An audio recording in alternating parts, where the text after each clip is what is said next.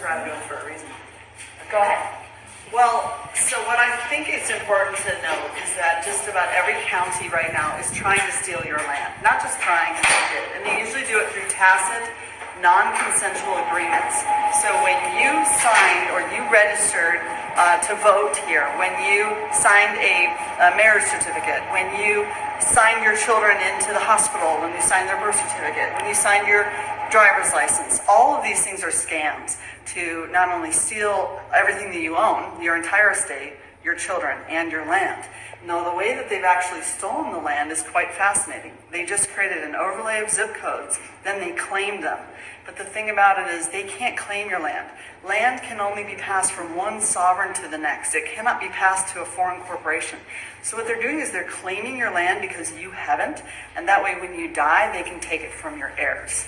So that's why we need to get a little smarter about operating in the private, setting up our own private trust, and claiming our land. It's like far and away. All you need is a bunch of little, white flags and some posts so you can get your meets and bounds, and then you can claim your land, and therefore you can then pass it on to your heirs. So one of the things we're doing immediately for Operation Restoration is we're setting up a PMA, a social compact, wherein we're providing refuge for people that want to come back and get their land back from the county. We're talking 4.5 million people in Maricopa County, of which they have every single person, this right here, this Maricopa County Assessor's Office. Which means no one's here working. No one's even here All these, working. today's They've March already 13th. stolen your land, and they're just banking on the fact that you're going to die. And They're all running around in there because they see If us. I may, the way how it's done. So you have a land, you have a physical land that can be only described in physical means and bounds.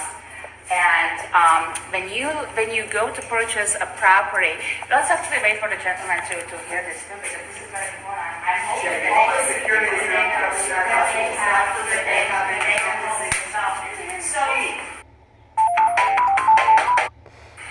So when you go to purchase a property, you have a realtor, right? And they show you the actual land. They show you the front yard, they show you the backyard, they show you the house. You walk through the house, right? You love the barbecue and say, yeah, I want this house. Okay, then they shove you through this escrow process. And at the end, they create deed of trust, warranty deed, corporate deed, or some kind of deed. And in that moment, what they've done, they taken the description of the land and they took you into a fiction, okay? Mm-hmm. And the way how they do it, as Mickey was saying, through the assessor.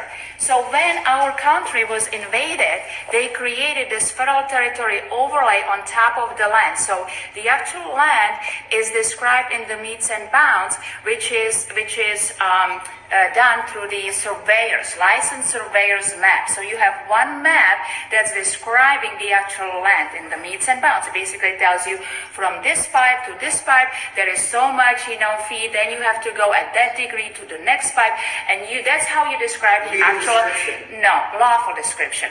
There is a difference between that. So lawful description. The legal description is then when they take it at the end of escrow into the fiction. And that's the assessor's map. And they did it so they can assess the property taxes. Mm-hmm. Because you cannot tax private land, but you can tax an estate. And that's how they do it. That they take the surveyor's map, they create another map through the assessor's office called the assessor's map.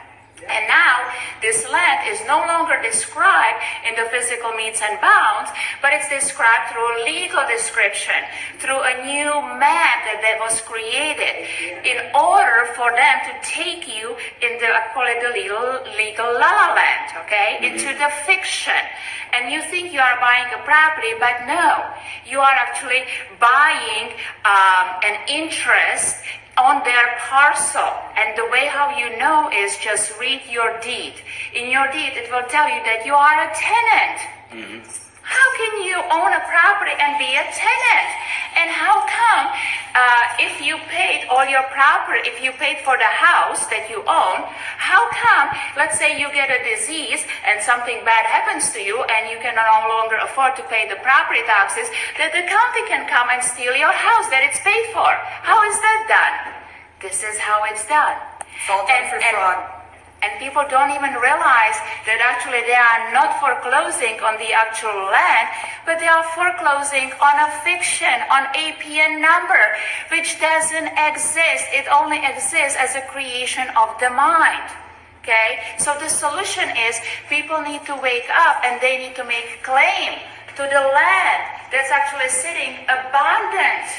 It's abundant. It's everywhere. It's abundant. This is how you win every war, is the land. They knew that. They knew they had to con us out of our land and keep us poor, and keep us poor generation to generation to generation, so that they could basically just steal our country. It's Right. a The word- insurrection. We are slaves, and we are all And what's- slaves. The word mortgage comes from the root word mort, which is mortician, and gauge, which is wish. So a mortgage is a 30-year sentence with interest. Death It's a death wish, mortgage. And they've drawn money from your KV Trust to pay for it. So there's no proof that the bank even funded it in the first place. Yeah, because there is no money. There is no money. Money was taken away through the Emergency Banking Act in the 1933. So if there is no money, they couldn't just take the money. They had to create a system. It's basically the credit system through the trust.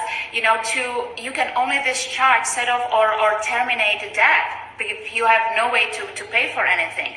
So what I like to really stress out to people is, if you look at all the foreclosures where people's lives were ruined, where families were ruined, people committed suicide for nothing. Okay, for nothing, because they left a land that they settled on. This is the American dream, that you can own a land, you can nurture the land, you can live from the land, and then you pass it to your heirs. Okay, this is the American dream that so many brave men put their life to, and we just gave it away. So this is really the call to people. You need to claim the land that you settled on. You are the settler. And then you basically have to notice the county, hey, listen, I'm no longer participating in this federal territory overlay, and I actually would like to invite you, come and locate the APN number. Come and locate your number on my property, because I think it's trespassing on my property. And of course, they won't be able to, right? So we can return the APN number to them, right? And once you return the APN number, it's no longer on your property. And should the APN number come back to your property, well, now it's subjected to $5,000 per day per person trespass fee. Now, what you guys don't know about Lenka is that she is a de jure sheriff. That she is a de jure sheriff of Southern California, and she's brave. It means that basically, as I was explaining to the corporate sheriffs down the hall here, is that they work for a corporation. Right? So when people unslave from the corporation and they claim their rights and who they are, we call it the corrective status, that you are one of the people, which is the authority. Well, then you can appoint and elect your own sheriffs of the people, right? So that's the de jure sheriff, of the people, for the people, by the people. And to me, it just happened because I guess when the scamdemic rolled in and moms and dads were being arrested for having to wear muzzles to feed their families, no one was standing up for them. And so I was basically teaching people how to exercise your right, how to actually have your public servants to serve you, not the other way around. And so that's how I do it. Can you imagine if every de jure sheriff acted the same? And how do we the people have to stop putting loyalty and or authority to anyone who doesn't sign an oath of office to us. When you sign an oath of office to us and you're working for us, it is night and day. And I can actually show anyone my oath of office, that's legitimate, and it's an honor to have it, and I'm just here to serve. I don't get paid. So this is all volunteering because I love freedom and I love America, and that's what I do. Is that If we don't California have freedom, Republic? we don't have California Republic, that's correct. Yeah, California Republic, which once again, all these seats are sitting vacant, okay? And people just have to populate these offices, turn the light on, and start self-governing. So let's simplify that. You have two governments. You have a de facto and a de jure. The de jure will never fail because it's set up by the forefathers. Okay? De jure is a republic. It will never fail for lack of a trustee. We just have to seat it. Guys, stop watching the fake, phony, false, fake news, fake government, fake everything, and start watching the real stuff. This is the real news. This is what real sheriffs do. Okay, Yes. they work for us. On top of that, I have the land patent for almost all of Maricopa County, as in we pulled the patent, and now everyone can follow the process and procedure to simply claim your land and pass it down to your heirs. Yeah. So this really is the start of a new